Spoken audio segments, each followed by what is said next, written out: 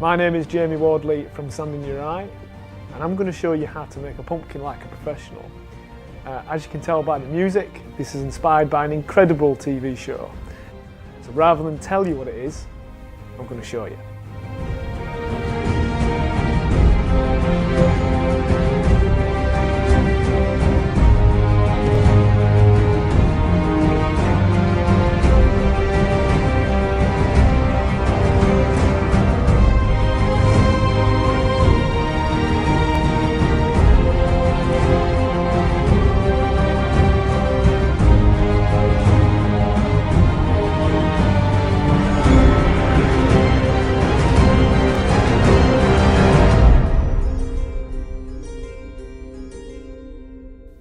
So I'm going to take you through it so you can make something amazing for your friends and family for Halloween. But first, the things that you need are a few tools. You've got these, and these are like a clay ribbon tool, and this is one of your main tools for blocking out all the different features. You may need some of these little tools here, these like little aluminium hoop tools, and these for more the details. And then you may get these really nice lines with a craft knife or a peeling knife or both. You may need some toothpicks. And lastly, pumpkins dry out, so if you can keep it as damp as possible, just give it a nice spray now and again, and that'll really help. First thing to do before you start carving is to wash your pumpkin, and this will help keep it clean, so your cuts are nice and clean, but also it'll last longer, because what you want to try and do is stop the bacteria getting in and stop it from moulding. Once you've done that, use your hoop tool to get rid of the rind, and then once you've got your rind, you want to block in the main features of the face, and so you'll cut in the brow, and then you'll cut in the area around where the nose is, and then cut nice and deep. And this is one of the key things, is to cut as deep as you can in between where the eyes are and where the nose is.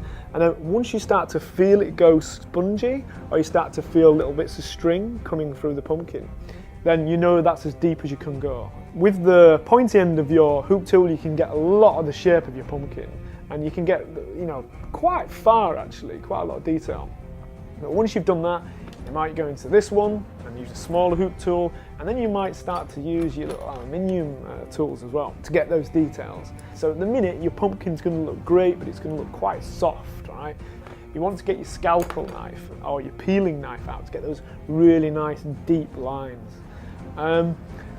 Beware not to use these too early on. What I used to do is I'd use these right at the beginning, but what you do is you leave lots of cut lines, and then when you come to cut the pumpkin with another tool, it tears, all right? So only use these right at the end just to get those nice deep accents. So in this case, we were carving a character, all right? But with your pumpkins, you want to use the shapes of the pumpkins to develop their own characters that they have that are just basically hiding inside this pumpkin.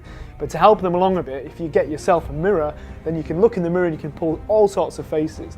And the more crazy that the faces that you're pulling, the better that the expression of the pumpkin will be. So for instance,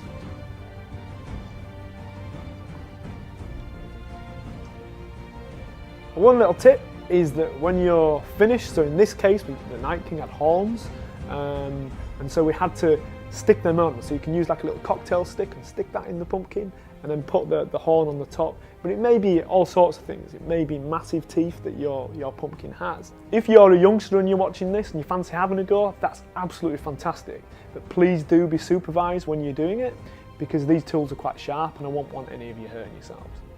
So thanks for joining us, carving the Night King from the Game of Thrones. So happy Halloween, and enjoy yourselves making your pumpkins.